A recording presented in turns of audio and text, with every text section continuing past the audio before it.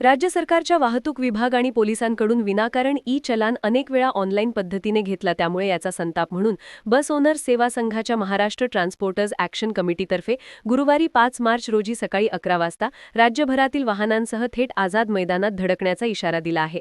ठाण्यातील शासकीय विश्रामगृहात आयोजित पत्रकार परिषदेत वाहतूकदारांच्या समितीचे प्रवक्ते राजेंद्र पाटील यांनी याविषयी माहिती तसेच शासनाने तोडगा काढला नाही तर हे आंदोलन अधिक तीव्र करणार असल्याचे सांगितले। दरम्यान वाहतूकदारांचा या संपाचा फटका शालेय विद्यार्थी तसेच चाकरमान्यांना बसण्याची चिन्हे। राज्य सरकारने महसूल वाढीसाठी ई-चलानचा हत्यार म्हणून वापर सुरू केला। टार्गेट देऊन वाहतूक नियम मोडल्याबद्दल दंडाच्या केसेस केल्या जात असून दिवसेंदिवस यात वाढ होताना दिसते, असा आरोप वाहतूकदार संघटनेच्या नेत्यांनी केला। MMR रिजनमधील 40,000 बसेसचे प्रतिनिधित्व करणाऱ्या बस मालक संघटनेचे प्रवक्ते राजेंद्र पाटील आणि विजय यादव यांनी तीव्र प्रतिक्रिया व्यक्त केल्या। ई-चलान दंडमुक्तीसाठी सरकारने समिती बनवून तोडगा काढण्याची खात्री दिली, मात्र आजवर काहीच तोडगा काढलेला नाही। परिवहन मंत्री प्रताप सरनाईक यांनीही वाहतूकदारांच्या समस्येची कबुली देत अडचणीविषयी सहमती दर्शविली, मात्र ठोस निर्णय घेण्यास असमर्थता दर्शविली।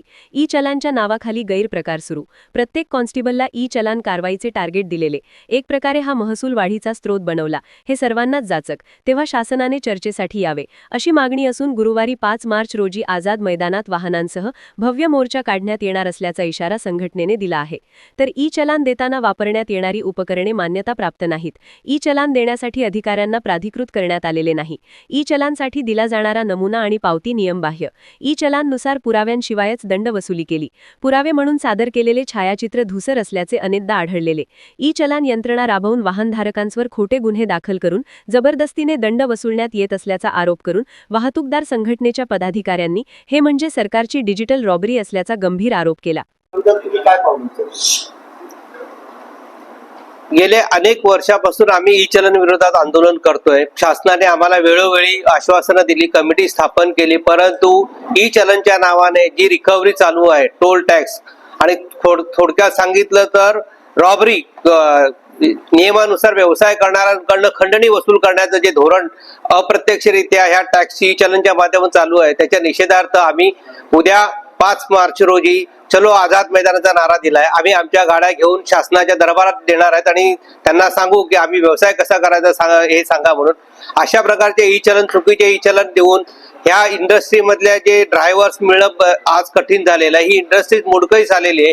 ह्या ई-चलनाच्या याच्या ओझ्याखाली जसं शेतकरी कर्जाच्या ओझ्याखाली आत्महत्येला गेला, तसा ई-चलनच्या ओझ्याखाली वाहतूकदार आता हा आत्महत्याकडे वळत चाललेला आहे आणि त्या वाहतूकदारांचे आणि आर्थिक कणा वाचवण्यासाठी आम्ही उद्याचा चलो आझाद मैदानाचा नारा दिला। त्याच्या पुढे जर याच्यातून शासनाला जाग आली तर आम्ही उग्र आंदोलन करणार। ही समिती नेमली होती, पर याचिका दाखल केल्या होत्या, त्याशिवाय परिवहन मंत्र्यांची सुद्धा तुमची बैठक झाली होती, त्यात काय निष्पन्न झालं? माननीय परिवहन मंत्र्यांच्या बैठकीमध्ये परिवहन मंत्र्यांनी आम्हाला मान्य केलं की ही चलनची प्रणाली आहे हे अन्यायकारक आहे आणि याच्यावर मी तुमच्या समस्याबद्दल मी तुमच्या सोबत आहे, परंतु त्याच्यावर तोडगा न काढता आहे ते तसंच पुढे रेटून न्यायचं, अशा प्रकारच्या धोरणामध्ये त्यांनी आमची बैठक गुंडाळलेली आहे। उद्याच्या आंदोलनात 5 मार्च आंदोलनात चला आझाद मैदान आम्ही आमच्या गाड्या घेऊन शासनाच्या दरबारात जाऊन शासनाकडे देणार आहे। ह्या ई-चलन आम्हाला जी रिकव्हरी चालू आहे, टॅक्स ई-चलन टॅक्स नावाने जो नवीन टॅक्स शासनाने जो चालू केलेला आहे तो बंद करा, अन्यथा आमच्या वाहतूकदारांच्या सगळ्या गाड्या आपणच सांभाळा, याच्यासाठी आम्ही चलो आझाद मैदानाचा नारा दिलेला आहे। ओके।